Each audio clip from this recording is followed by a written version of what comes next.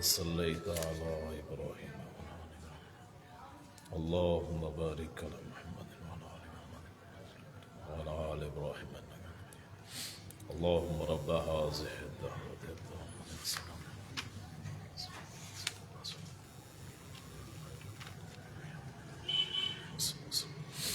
السلام عليكم ورحمة الله وبركاته. الحمد لله نحمده ونستعينه ونستغفره ونؤمن به ونتوكل عليه ونعوذ بالله من شرور أنفسنا ومن سيئات أعمالنا من يهده الله فلا مضل له ومن يضلله فلا هادي له ونشهد أن لا إله إلا الله وحده لا شريك له ونشهد أن محمدا عبده ورسوله. اللهم صل على محمد وعلى آل محمد كما صليت على إبراهيم وعلى آل إبراهيم إنك حميد مجيد. اللهم بارك على محمد وعلى آل محمد كما باركت على إبراهيم وعلى آل إبراهيم إنك حميد مجيد. رب اشرح لي صدري ويسر لي أمري واحلل عقدة من لساني يفقهوا قولي. رب زدني علما سبحانك لا علم لنا إلا ما علمتنا إنك أنت العليم الحكيم. أما بعد فإن خير الحديث كتاب الله وخير الهدي هدي محمد صلى الله عليه وسلم وشر الأمور محدثاتها وكل محدثة بدعة وكل بدعة ضلالة وكل ضلالة في النار. أعوذ بالله السميع العليم من الشيطان الرجيم. بسم الله الرحمن الرحيم. إن الله وملائكته يصلون على النبي يا أيها الذين آمنوا صلوا عليه وسلموا تسليما. صدق الله مولانا العظيم وصدق رسولنا النبي الكريم ونحن على ذلك من الشاهدين والشاكرين والحمد لله. برادران اسلام، بزرگوں، دوستوں، بھائیوں، آج کا جمعہ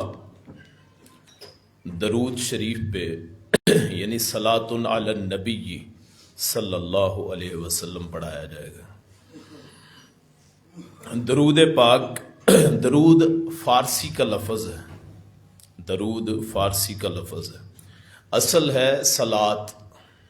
صلاۃ عربی زبان کا لفظ ہے، اس کا معنی ہے رحمت،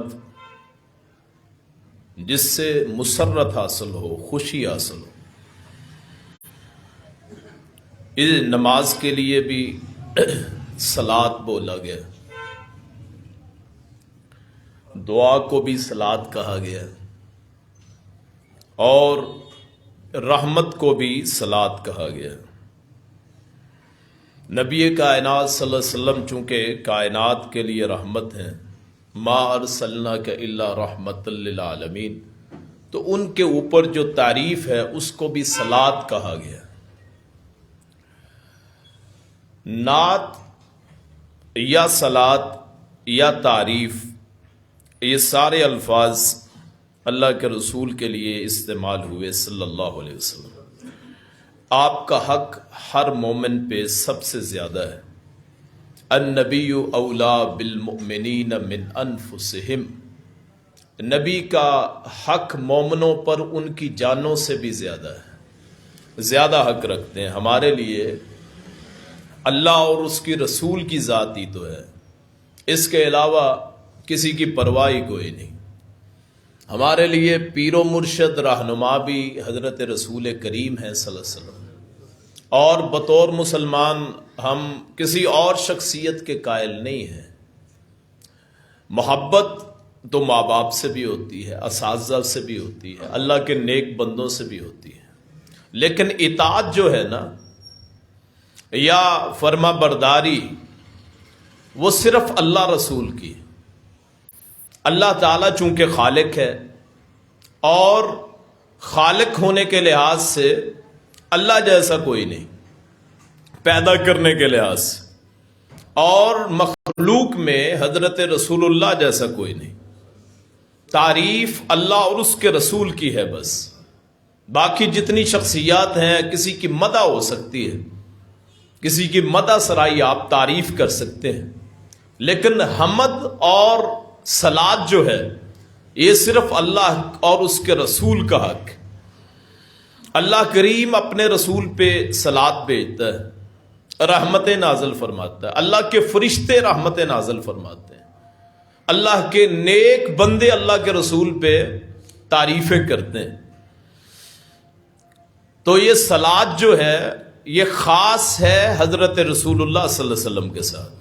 جو خاص صلات ہے، جو الفاظ اللہ کے رسول نے بتائے، سب سے افضل جو ہے وہ صلات جس کو صلات ابراہیم کہتے ہیں، درود ابراہیمی جسے آپ بولتے ہیں، جسے نماز میں بھی پڑھا جانا ضروری ہے، وہ سب سے افضل ہے. پوچھا تھا صحابہ کرام نے، یا رسول اللہ صلی اللہ علیہ وسلم علمنا السلامہ، ہم نے سلام تو جان لیا ہے، السلام علیکہ ایہا النبی ورحمۃ اللہ وبرکاتہ، السلام علینا وعلی عباد اللہ الصالحین. اب صلات کیسے ہوگی، آپ پہ صلات کیسے ہوگی؟ تو پھر آپ نے یہ درود ابراہیمی یا جسے صلات ابراہیمی کہتے ہیں، یہ آپ نے پھر بتایا کہ اگر میری تعریف کرنی ہو یا آپ تشہد پڑھ چکے ہوں تو پھر اس کے بعد اللہم صلی علی محمد، اللہم بارک علی محمد، یہ سارا درود آپ پڑھیں گے. تو سب سے افضل تو درود پاک جو درود ابراہیمی ہے، صلات ابراہیمی. اس کے علاوہ جو الفاظ ملتے ہیں احادیث میں بہت سارے آئے ہیں، وہ بھی پڑھے جا سکتے ہیں. ان میں سے اللہم صلی علی محمد، اللہم صلی علیہ صلی اللہ علیہ وسلم، یہ عام طور پہ احادیث میں آتے ہیں. لوگوں نے بہت سارے درود بنا لیے صلاتیں اپنی طرف سے. کئی میں تو شرک ہوتا ہے، کئی الفاظ شرکیہ ہوتے ہیں اور لوگ انہیں صلات کہہ دیتے ہیں. اگر شرک آ جائے پھر تو کسی لحاظ سے قابل قبول نہیں ہے. شرک کے علاوہ اگر کوئی اچھے الفاظ چن لے تو کوئی حرج نہیں ہے، کوئی پڑھنا چاہے تو ثواب ملے گا، اچھے الفاظ کا ثواب ملتا ہے. لیکن اصل وہ الفاظ ہیں جو اللہ کے رسول صلی اللہ علیہ وسلم نے ہمیں بیان فرمائے، اور ان میں سب سے بڑا جو درود پاک یا صلات پاک ہے وہ صلات ابراہیم یا درود ابراہیمی ہے، اور اسی کو ترجیح ہے. یہ سردار ہے درودوں کا، صلاتوں کا سردار یہ صلات ابراہیمی ہے. بہت سارے لوگوں نے درود تاج، درود ماہی، فلاں فلاں یہ درود انہوں نے اپنی طرف سے، اللہ والے ہوں گے انہوں نے نیکی سمجھ کے یا نیک نیتی سے انہوں نے کہہ دیے. یہ احادیث میں نہیں آتے. یہ لوگوں نے اپنی طرف سے آپ کی تعریف کی، اس تعریف اچھے الفاظ چن لیے اور اس کو درود یا صلات بنا دیا. لیکن دراصل وہ جو چیز سنت کے مطابق ہے وہ سب سے افضل ہے. آپ مثلاً آپ 1000 نفل پڑھ لیں، وہ ایک فرض کے برابر نہیں ہو سکتے. آپ 1000 رکعت کیوں نہ پڑھ لیں، وہ ایک فرض رکعت کے برابر نہیں ہو سکتی. آپ 1000 روزے کیوں نہ رکھ لیں، وہ ایک فرض روزے کے برابر نہیں ہو سکتے. آپ 1000 صدقے کیوں نہ کریں، وہ ایک فرض زکوٰۃ کے برابر نہیں ہو سکتے. اسی طرح آپ لاکھوں درود کیوں نہ پڑھ لیں، وہ درود ابراہیمی کے برابر نہیں ہو سکتے. یہ سب سے بنیادی چیز. باقی اگر کوئی آپ کی تعریف کرتا ہے، آپ کی نعت پڑھتا ہے، آپ کی حمد کرتا ہے، آپ کا وصف بیان کرتا ہے، آپ کے اوصاف بیان کرتا ہے، آپ کی تعریف کرتا ہے، وہ بہت اچھی بات ہے، لیکن افضل کیا ہے؟ جو اللہ اور اس کے رسول نے ہمیں طریقے بتائے۔ اللہ کے رسول صلی اللہ علیہ وسلم نے فرمایا، جو بندہ، آپ اور میں یہاں موجود ہیں، جو بندہ مغرب اور صبح کی نماز کے بعد سلام پھیر کے تشہد کی حالت میں بغیر کسی سے بات کیے جو مجھ پہ 100 مرتبہ درود پڑھتا ہے، صلات بھیجتا ہے، اللہ کریم اس کی 100 دعائیں قبول فرماتا ہے۔ آپ سلام پھیرنے کے بعد مغرب اور فجر کے اسی حالت میں بغیر کسی سے بات کیے 100 مرتبہ درود پڑھے تو اللہ کریم 100 دعائیں قبول کرتا ہے، 30 اس دنیا میں، 70 آخرت میں۔ اور ان کے الفاظ یہ، ایک تو درود ابراہیمی ہے، صلات ابراہیمی ہے، اور دوسرے 2 علیحدہ الفاظ آئے ہیں، اللہم صلی علیہ اور اللہم صلی علی محمد۔ اگر آپ کے پاس وقت ہے، آپ فارغ البال ہیں، آپ کو ذمہ داریاں کم ہیں، وقت نکال سکتے ہیں، تو پھر صبح اور مغرب کی نماز کے بعد درود ابراہیمی یا صلات ابراہیمی پڑھنی چاہیے۔ اور اگر آپ کے پاس وقت نہیں ہے، چونکہ یہ درود پڑھنے میں زیادہ وقت لگے گا، تو آپ پھر یہی الفاظ پڑھ لیں، اللہم صلی علیہ یا اللہم صلی علی محمد۔ ہماری جو مشکلات ہیں، اللہ کریم ہم سے زیادہ ہماری مشکلات کو جانتا ہے، تو آپ یہ 100 مرتبہ پڑھیں صبح، 100 مرتبہ شام۔ اللہ کریم اپنے نبی صلی اللہ علیہ وسلم پہ درود بھیجنے کے صدقے، درود بھیجنے کی وجہ سے آپ کی مشکلات ختم کرے گا، آپ کی دعاؤں کو قبول فرمائے گا۔ صبح اور مغرب کی نماز کے بعد یہ پڑھے۔ پھر احادیث میں جو آتا ہے نا، وہ ہر حدیث میں آتا ہے، قال قال رسول اللہ صلی اللہ علیہ وسلم، رسول کائنات صلی اللہ علیہ وسلم نے فرمایا، جس بندے کے سامنے، بلکہ یہ دعا ہے کہ آپ مسجد میں داخل ہوئے تو ممبر پہ چڑھے، 3 سیڑھیاں تھی ممبر کی، اور ان تینوں سیڑھیوں پہ آپ نے 3 مرتبہ آمین فرمائی، پہلی سیڑھی پہ، دوسری پہ، تیسری پہ۔ تو صحابہ نے پوچھا، یا رسول اللہ صلی اللہ علیہ وسلم، آپ نے آمین فرمائی ہے، کس وجہ سے 3 مرتبہ ہر سیڑھی پہ آمین؟ تو آپ نے فرمایا، جب میں ممبر پہ چڑھنے لگا تو جبریل امین دعا فرما رہے تھے۔ ان دعاؤں میں سے ایک دعا یہ بھی ہے کہ اللہ وہ شخص ذلیل و رسوا ہو جس کے سامنے محمد کریم صلی اللہ علیہ وسلم کا نام آئے اور وہ آپ پہ درود نہ بھیجے، یعنی آپ کا نام سن کے وہ آپ پہ درود نہ بھیجے، درود ابراہیمی پڑھ دے، اللہم صلی علی محمد پڑھ دے، صلی اللہ علیہ وسلم پڑھ دے، اللہم صلی علیہ پڑھ دے، صلی اللہ تعالی علیہ وسلم پڑھ دے، تو یہ پڑھنے سے جو نہیں پڑھتا وہ اللہ کی ناراضگی کا مستحق ہے، اللہ کی ناراضگی کا سبب بنتا ہے یہ۔ تو اس لیے ہر بندہ وہ اللہ کی اور رسول کی پیروی کرتے ہوئے درود پاک اپنی زبان پہ جاری کرے، جب بھی حضرت محمد رسول اللہ صلی اللہ علیہ وسلم کا نام آئے، بغیر کہے عادت بن جائے کہ آقا کا نام آیا تو صلی اللہ علیہ وسلم، اللہم صلی علیہ، صلی اللہ تعالی علیہ وسلم، جو بھی الفاظ آپ پڑھ سکتے ہیں درود پاک کے پڑھیں۔ اور یہ دنیا میں واحد دعا ہے، آپ دعائیں مانگتے ہیں تو دعا بسا اوقات قبول ہو جاتی ہے، بسا اوقات نہیں ہوتی۔ ہم بندے ہیں، مانگنے میں ناقص ہوتے ہیں، الفاظ کبھی اچھے نہیں ہوتے، اللہ تعالیٰ کو کبھی پسند نہیں آتے، کبھی انداز پسند نہیں آتا، ہو سکتا ہے دعا مانگتے ہو قبول نہ ہو۔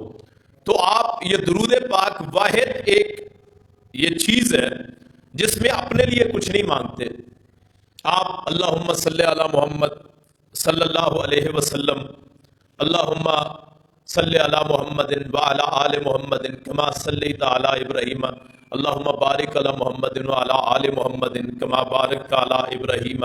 اپنے لیے کچھ نہیں مانگا، لیکن اللہ اس درود کی برکت سے، آپ پہ تعریف کی برکت سے، آپ پہ صلات کی برکت سے اللہ کریم آدمیوں کی دعائیں قبول فرماتا ہے، مانگنے کی ضرورت نہیں پڑتی۔ ایک صحابی آیا، آگے کہنے لگا یا رسول اللہ صلی اللہ علیہ وسلم میں دعا مانگتا ہوں تو اس میں 3 حصے دعا مانگتا ہوں، ایک حصہ درود پڑھتا ہوں، صلات بھیجتا ہوں آپ پہ۔ آپ نے فرمایا اچھا ہے، اگر بڑھا لے تو زیادہ اچھا ہے۔ اس نے کہا جی میں نصف دعا کیا کروں گا، نصف آپ پہ درود پڑھا کروں گا۔ آپ نے فرمایا اچھا ہے، اور زیادہ کر لے تو زیادہ اچھا ہے۔ اس نے کہا جی 3 حصے میں آپ پہ صلات پڑھا کروں گا، ایک حصہ دعا مانگا کروں گا۔ آپ نے فرمایا یہ بھی اچھا ہے، اور کر لے تو زیادہ اچھا۔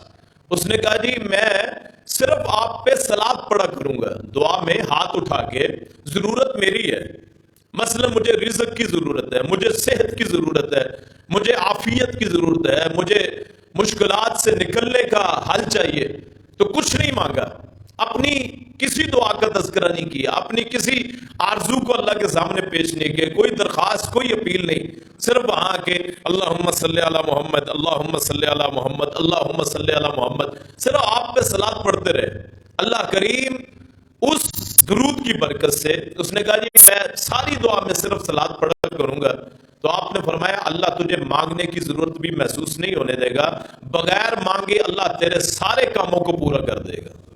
اگر آپ کی دعا قبول نہیں ہوتی، آپ مانگتے ہیں، دن رات مانگتے ہیں، تو اس ورد کو بنا لیں کہ آپ نے صرف درود پڑھنا ہے۔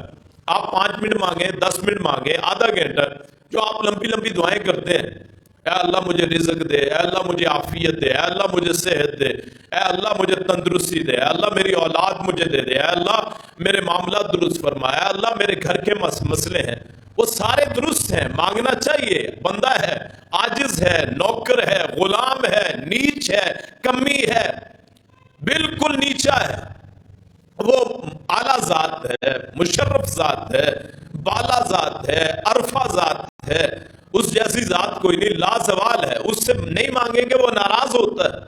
اگر آپ دعا نہ مانگیں اللہ سے اپنی ضرورتوں کے لیے تو اللہ ناراض ہوتا ہے۔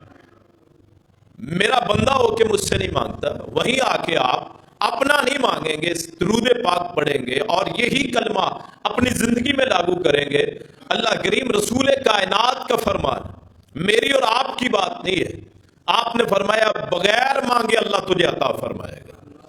اور بعض لوگوں نے اس صلات کو مبالغے کے طور پہ استعمال کر لیا، مثلا جی اذان سے پہلے صلات کہنی ہے جی، 1934 میں فیصل آباد سے شروع ہوئی ہے یہ، اس سے پہلے کوئی تصور نہیں تھا کہ اذان سے پہلے الصلاۃ والسلام علیک یا رسول اللہ۔ الفاظ اچھے ہیں، الفاظ اچھے ہیں آپ کے، لیکن اس کی جگہ ہوتی، ہر جگہ پہ نہیں آپ پڑھ سکتے۔ مثلا آپ نے فرمایا کہ رکوع اور سجدوں میں قرآن نہ پڑھو، حالانکہ قرآن اچھا ہے، لیکن آپ نے منع فرما دیا، آپ نے نہیں کیا، تو جتنی مرضی اچھی چیز ہو تو آپ اس کو نہیں کر سکتے، اس کے لیے سنت سے ثبوت چاہیے، آپ کو حدیث سے ثبوت چاہیے، آپ اپنی طرف سے نہیں کہ اذان سے پہلے یا اذان کے بعد یا نماز سے پہلے یا نماز کے بعد آپ یہ ورد کریں، نہیں میرے بھائی، دین ہمارا نہیں ہے، دین ہمارے مولویوں کے ہاتھوں میں نہیں ہے، دین کسی مفتی کا محتاج نہیں ہے، دین ہماری فقہوں کا، ہمارے مسلکوں کا، ہمارے منہجوں کا، ہمارے فرقوں کا، ہمارے اولیاء کا نہیں ہے، دین صرف اللہ رسول کا نام۔ کیسے ہم بڑھا سکتے ہیں؟ ایک بندہ ظہر کی 5 رکعت پڑھے، 2 سجدے زیادہ ہو گئے، ایک رکوع بڑھ گیا، ایک قیام بڑھ گیا، ایک سجدہ، اتنا اللہ کے نزدیک معزز ہے، ایک سجدے کی قدر اتنی ہے کہ بندہ جب سجدہ کرتا ہے تو اللہ کریم کے سب سے قریب ہوتا ہے، لیکن اس کے باوجود ہر مولوی، ہر مفتی یہ کہے گا نہیں جی ظہر کی 4 رکعتیں ہوتی ہیں فرض، کیوں جی 4 رکعت ہوتی ہیں، عصر کی 4 ہوتی ہیں، مغرب کی 3 ہوتی ہیں، عشاء کی 4 ہوتی ہیں، فجر کی 2 ہوتی ہیں فرض۔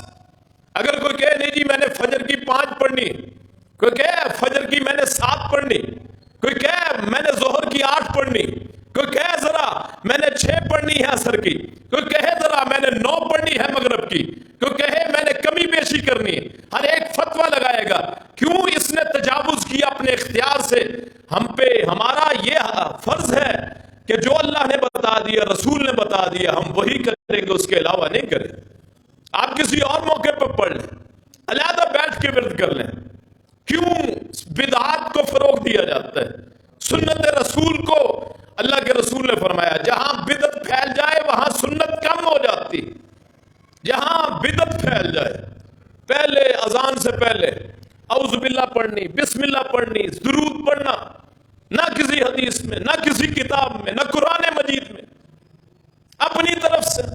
میں نے آپ کو بتایا پچھلی صدی کی پیداوار، لوگوں نے محبت کے نام پہ کہ اللہ کے رسول راضی ہوں گے، نہیں، اللہ کے رسول کی حالت کیا ہے؟ قیامت کا دن ہوگا، حدیث سنا دیتا ہوں، باقی پھر اپنی عمل جو مرضی کرتے پھریں۔ میرا اور ہمارا مقصد آپ کی اصلاح ہے۔ کسی پہ تنقید بھی ہے تو مسلکی لحاظ سے نہیں کہ جی فلاں مسلک کا ہے، وہ اہل حدیث کرے تب بھی غلط ہے، وہ دیوبند کا فرقہ کرے تب بھی غلط، وہ اہل سنت یا بریلی بھائی کریں، بھائی ہیں، وہ کوئی غیر مسلم نہیں ہے۔ جو کلمہ گو ہے، اصلاح اپنی اور میری اور آپ کی اصلاح میں حدیث سنا دیتا ہوں، دل کو پسند آئے ٹھیک، وگرنہ ٹھیک ہے، جہاں لگے ہیں لگے رہے۔ میرے رسول نے فرمایا، میں صلی اللہ علیہ وسلم میں حوض کوثر پہ میں پانی پلا رہا ہوں گا۔ کس کو پسند نہیں ہے کہ جام کوثر ہو، ہاتھ رسول کا ہو، ہونٹ ہمارے ہوں، اور وہاں کے برتن اتنے ہیں۔ رسول نے فرمایا جتنے آسمان کے ستاروں کی تعداد ہے اتنے وہاں برتن پلانے وہاں ہوں گے، پلانے والے، پینے والے برتن ہوں گے۔ آپ اور میں آمین کہیں کہ قیامت کا دن ہو، حوض کوثر پہ رسول کے ہاتھوں جام کوثر مل جائے۔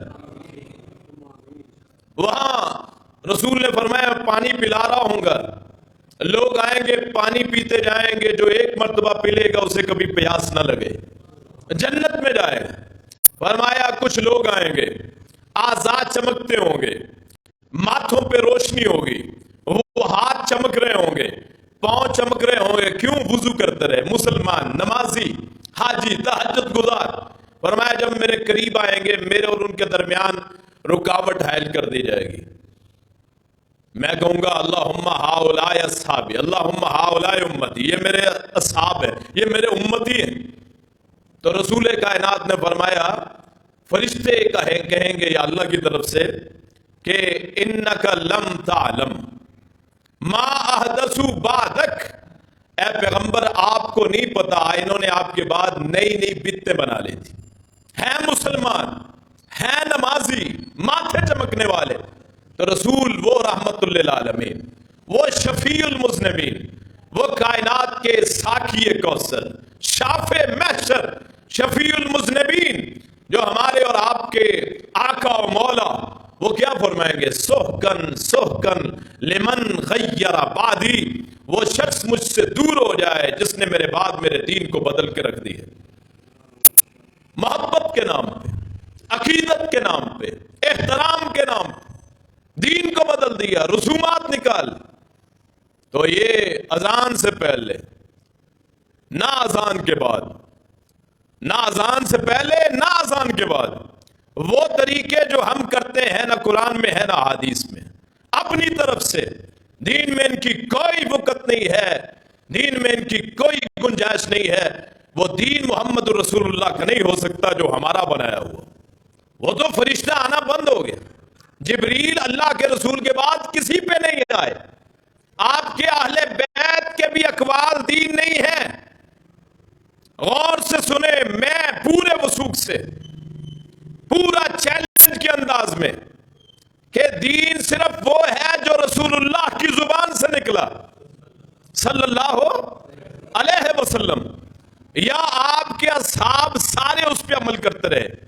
آپ کے علاوہ کسی صحابی کی بات اگر وہ آپ کی بات سے ٹکرائے، آپ کے اہل بیت میں سے وہ مولا علی ہوں، مولا حسین ہو، مولا حسن ہو، حضرت فاطمہ ہو، آپ کا خاندان ہو، اگر اس کی بات، ان کی بات اگر قرآن و حدیث کے مخالف ہو تو ان کی کوئی وقت نہیں ہے۔ دین صرف اللہ رسول کا ہے۔ فرشتہ جبریل صرف اللہ کے رسول پہ اترے، آپ کے بعد کسی پہ فرشتہ جبریل نہیں اترے، کسی پہ وحی نہیں آئی۔ الیوم اکملت لکم دینکم واتممت علیکم نعمتی ورضیت لکم الاسلام دینا۔ جب یہ آیت اتری آخری سال اللہ کے رسول پہ تو دین مکمل ہو گیا، اس کے بعد کسی کام کی گنجائش نہیں۔ یا پھر آپ کی ایک حدیث ہے، علیکم بسنتی وسنت الخلفاء الراشدین المہدیین، تم پہ میری سنت اور میرے ان خلیفوں کی سنت جو ہدایت یافتہ ہیں، یعنی وہ 4 خلیفے جو آپ کے بعد آئے ہیں، ان کی بات، ان کا طریقہ، کیوں ان کا طریقہ میرا طریقہ ہے۔ لیکن اگر وہ اپنی خواہش سے بولے تو وہ دین تصور نہیں ہوگا۔ میرے بھائیوں، دین کسی کے گھر کی لونڈی نہیں ہے، دین کسی کے گھر کی جاگیر نہیں ہے، نہ میری نہ کسی کی۔ ہو سکتا ہے میری یہ بات بھی غلط ہو سکتا ہے، کیوں؟ ہم انسان ہیں، امتی ہیں، کل بنی آدم خطاؤن، ہر بنی آدم جو ہے وہ گناہگار۔ تو ان دین میں رسومات کا کوئی تصور نہیں ہے۔ درود پڑھے، محبت سے پڑھے، احترام سے پڑھے، آپ کے روزے پہ جائیں، آپ کی قبر پہ جائیں، اللہ تمام کو زیارت نصیب فرمائے کہ مدینہ طیبہ میں ہو، مسجد نبوی ہو، آپ کی قبر سامنے ہو، اب جہاں ہمارے آقا و مولا لیٹے ہیں، جو ہمارے محسن ہیں، ایک پوری رات ہمارے لیے دعائیں کرتے رہے۔ ایک پوری رات میں سے ایک آیت پہ پاؤں میں برم آ جاتے، پاؤں پھٹ جاتے، سینے آپ روتے، سینہ ایسے ابلتا، سینے میں رونے کی وجہ سے جیسے ہنڈیا ابلتی ہے۔ وہ عظیم محسن اعظم، کائنات کے سب سے بڑے، وہ قائد اعظم، کائنات میں ان جیسا کوئی نہیں، نہ اللہ کی مخلوق میں، نہ اوپر نہ نیچے، وہ فرشتوں سے افضل، جنات سے افضل، وہ جتنی اللہ کی مخلوقات ہے تمام کے سید، تمام کے بڑے، ان کا ہم پہ حق، ہم پہ فرض ہے کہ ہم ان کے لیے درود پڑھیں، ہم ان کے لیے نام لیواؤں، ہم ان کے لیے منقبت کریں، ہم ان کی مرتبت بیان کریں، ان کے روزے پہ جا کے، ان کی قبر پہ جا کے، مواجہ شریف کے سامنے جہاں وہ لیٹے ہوئے، جہاں مقدس جسم کہ اللہ کے رسول نے فرمایا اللہ نے زمین پہ حرام کر دیا کہ انبیاء کے جسموں کو کھائے۔ اللہ کے رسول کا جسم بالکل صحیح، آپ کا جسم بالکل وہاں اس کو مٹی نے نہیں کھایا، وہاں کیڑے اسے چھو نہیں سکتے، وہاں انوار کی بارش ہوتی، اللہ اپنے فرشتوں کو بھیج کے وہاں درود کی برکھا برساتا، وہاں خوشبوئیں ہی خوشبوئیں، وہاں روحم و ریحان، وہاں انوار، وہاں برکات، وہاں رحمتیں، ہم تصور بھی نہیں کر سکتے۔ آپ کی زندگی جو آپ کی وفات کے بعد ہے، میں اور آپ تصور بھی نہیں کر سکتے۔ وہ مجسم مبارک، وہ پیارا بدن، وہ پیارا جسم جہاں لیٹا ہے، وہاں اگر اللہ موقع دے دے، وہاں دیکھتے ہوئے آنکھوں میں آنسو آ جائیں اور وہاں پڑھیں الصلاۃ والسلام علیک یا رسول اللہ، تو بالکل درست ہے، کوئی ممانت نہیں۔ لیکن درود کی جگہ ہونی چاہیے، بلا وجہ نہ پڑھیں۔ مثلا آپ بیت الخلاء میں جائیں تو درود نہیں پڑھیں گے، قرآن نہیں پڑھیں گے، ہر چیز کا مقام ہوتا ہے، ہر چیز کی جگہ ہوتی ہے۔ جیسے ہمارے اللہ نے رشتے بنائے، باپ ہوتا ہے، باپ کو بیٹا نہیں کہہ سکتے، ماں کو بیوی نہیں کہہ سکتے، بہن کو بیٹی نہیں کہہ سکتے، ایسے ہی اللہ نے مرتبے رکھ دی۔ اللہ ہے، رسول ہے، امتی ہے، فرشتے ہیں، کسی کو اس کے مقام سے نہ گراؤ نہ اٹھاؤ۔ رسول اللہ نے فرمایا لا تطرونی کما اطرت النصارى المسیح ابن مریم، مجھے ویسے نہ میری شان سے بڑھاؤ جیسے عیسائیوں نے حضرت عیسیٰ کو ان کی شان سے بڑھا دیے۔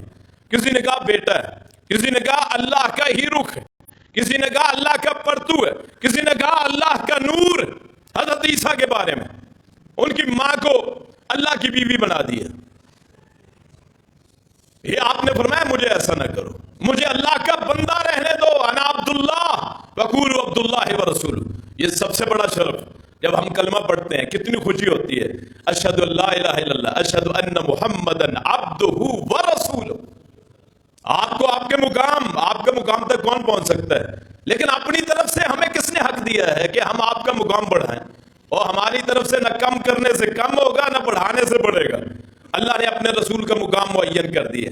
اللہ نے اپنے رسول کو القابات سے نوازا. رحمت للعالمین، کافۃ للناس، مبشرا ونذیرا داعیا الی اللہ. کیا کچھ بنا دی. انک لعلی خلق عظیم. میرے اور آپ کے کہنے سے کچھ نہیں ہوتا. اللہ نے نازل کر دیا، وہی مقام ہے. نہ میرے کم کرنے سے کم ہوگا، نہ میرے بڑھانے سے زیادہ ہوگا. آپ سب سے واجب الاحترام ہیں. وہ اپنی طرف سے لوگوں نے محبت میں آ کے بدعات کو فروغ دیا. اپنی طرف سے آپ کے ایسے ایسے واقعات بیان کر دیے، نہ حقیقت نہ جن کا کوئی سر نہ پیر. نہیں، اللہ کے رسول برحق ہیں، وہ رسول برحق ہیں. آپ کا حق سب سے زیادہ، ہماری جانوں سے زیادہ. آپ کی حرمت ساری کائنات سے زیادہ. آپ کے پاؤں کی خاک پہ ساری کائنات قربان کی جا سکتی ہے، لیکن بدعات نہیں. طریقہ وہی جو محمد رسول اللہ صلی اللہ علیہ وسلم کا. ایک صحابی آیا، اس نے کہا یا رسول اللہ صلی اللہ علیہ وسلم، ہم فلاں ملک میں گئے تھے، فلاں علاقوں میں ہم آتے جاتے ہیں، تو وہ اپنے جو بڑے ہوتے ہیں نا ان کو سجدہ کرتے ہیں، جو سردار ہوتے ہیں ان کو سجدہ کرتے ہیں، ان کے سامنے کھڑے رہتے ہیں. تو ہمارے ذہن میں آیا کہ آپ تو سب سے زیادہ حقدار کہ آپ کو سجدہ کیا جائے.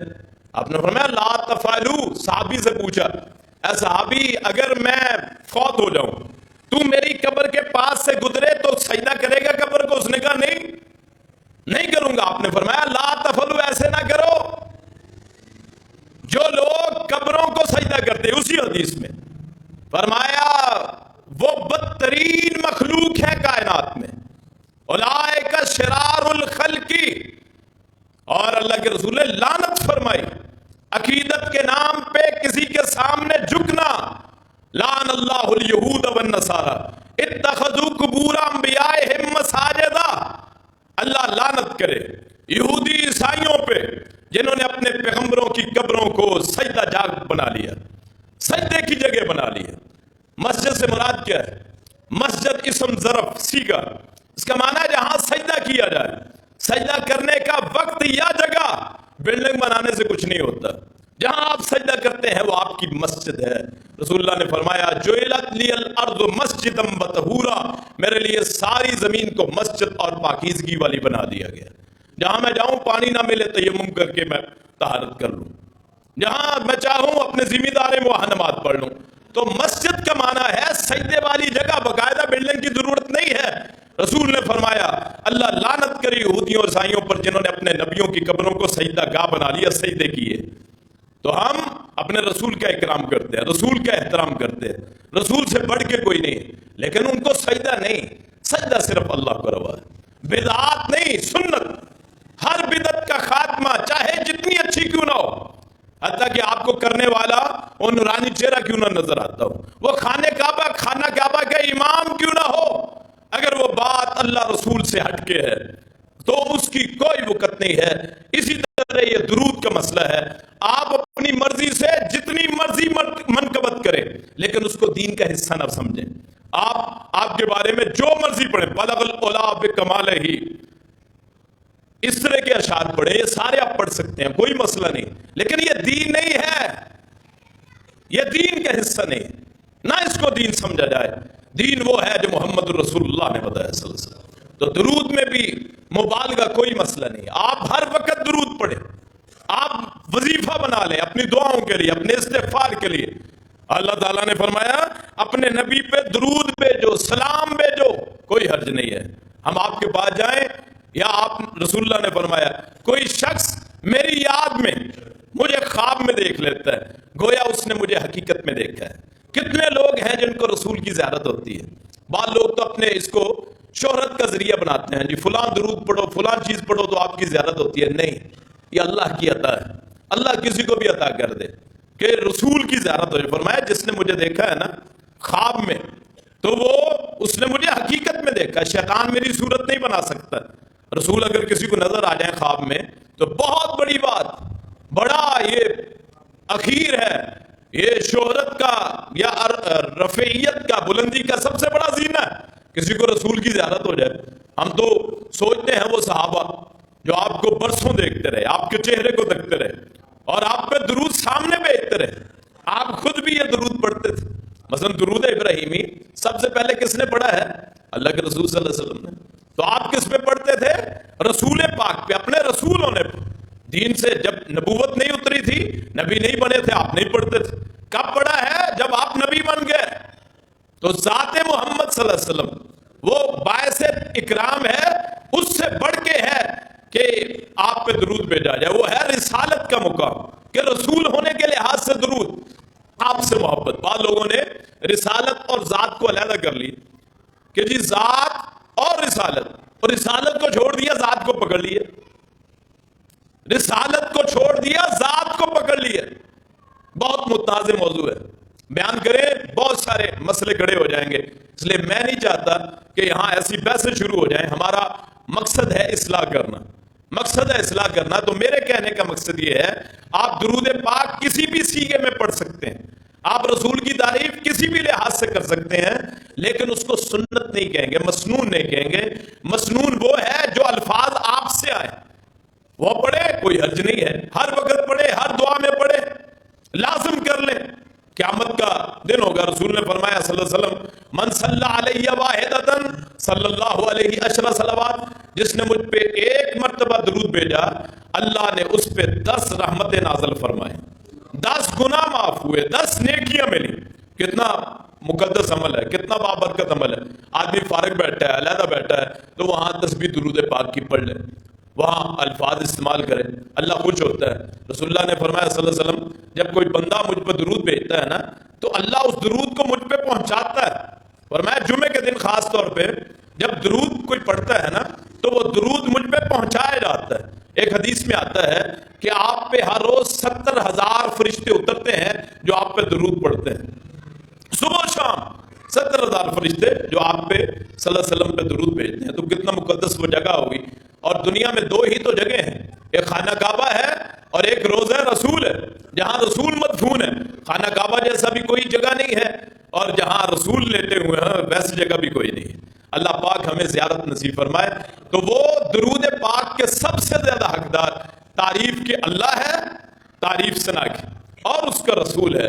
ہر جگہ پہ، ہر موقع پہ اللہ تعالیٰ نے اپنے رسول کو اتنی شان عطا فرمائی کہ آپ دیکھیں یہ نماز ہے نا، یہ نماز اگر ہم اپنے طریقے سے پڑھیں، عبادت اس کی کوئی وقت نہیں ہے، لیکن طریقہ جب رسول کا آ جائے تو پھر اس کی وقت بہت بڑھ جاتی.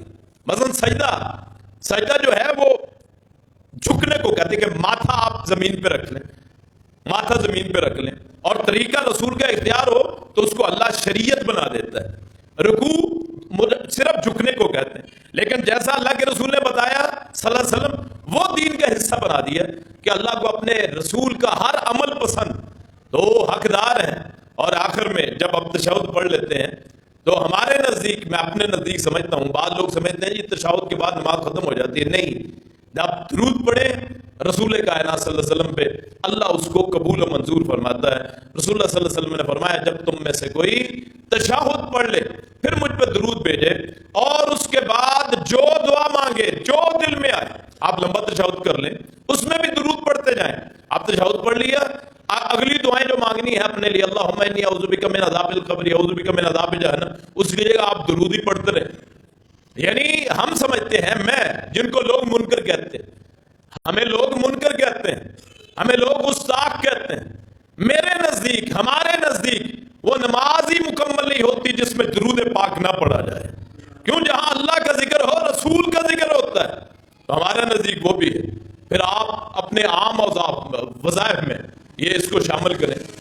اس میں سب سے معاشرے میں جو عام سب سے بڑا مسئلہ ہے وہ 2-3 مسئلے جو بنے ہوئے ہیں. نمبر 1 رزق، نمبر 2 بیماری، اور نمبر 3 رشتوں کے مسئلے. یہ 3 بنیادی آج جو معاملات چل رہے ہیں کہ جی رزق پورا نہیں ہو رہا، یا پھر دوسرا یہ ہے کہ بیماری ہے جسم سے جاتی نہیں، تیسرا یہ ہے کہ جی رشتے نہیں ہوتے، بہنوں کے، بھائیوں کے، اپنے رشتوں کا مسئلہ ہے. تو درود پاک کے میں تینوں علیحدہ آپ کو تینوں کے لیے بتا دیتا ہوں، وہ نوٹ کر لیں، اللہ پاک تمام پہ رحمت فرمائے گا. ایک تو وہ گھڑی ماشاءاللہ وہ 5 ہی بجا رہی ہے صبح سے، تو اس کا بھی کوئی انتظام کریں، اللہ پاک توفیق عطا فرمائے. تو اگر آپ کو رزق کا مسئلہ ہے تو آپ 7 چیزیں بنائیں گے، 7 اوقات، دن میں 7 گھڑیاں بنا لیں آپ. 24 گھنٹوں میں رات کا وقت نکال لیں کہ آپ جو نیند کا ہے، اس کے علاوہ 7 اوقات بنا لیں، ان 7 اوقات میں 21 مرتبہ درود ابراہیمی پڑھے گا آپ کو اگر رزق کا مسئلہ ہے، یعنی 21 مرتبہ 7 مواقع پہ 7 اوقات میں پڑھنا ہے، انشاءاللہ ایک ہفتے میں آپ کا انشاءاللہ رزق کا مسئلہ حل ہو جائے گا۔ اگر آپ کو بیماری کا مسئلہ ہے، اس کے لیے آپ 3 اوقات رکھ لیں، 3 اوقات وہ رکھ لیں، ان میں آپ نے 33 مرتبہ پڑھنا ہے، اور 1 مرتبہ 34 کر لیں تو 100 مرتبہ ہو جائے گا، انشاءاللہ آپ کی بیماری ختم ہو جائے گی۔ اگر آپ کو رشتوں کا مسئلہ ہے تو اس کے لیے آپ نے، چونکہ انسان کے مرحلے 4 ہوتے ہیں، ایک بچپن، ایک لڑکپن تھوڑی سی بڑی عمر، ایک جوانی اور ایک بڑھاپا، یہ 4 اوقات کے لحاظ سے آپ 4 رکھ لیں، یہ 4 چیزوں کے لحاظ سے، چونکہ آدمی کے ویسے 7 مراحل ہوتے ہیں لیکن 4 بنیادی ہیں، تو یہ 4 اوقات رکھ لیں کوئی بھی دن میں، ان میں آپ نے ہر مرتبہ 29 مرتبہ درود پاک پڑھنا ہے۔ اللہ کریم میرے اور آپ کے معاملے حل فرمائے گا۔ آخر دعوانا ان الحمد للہ رب العالمین۔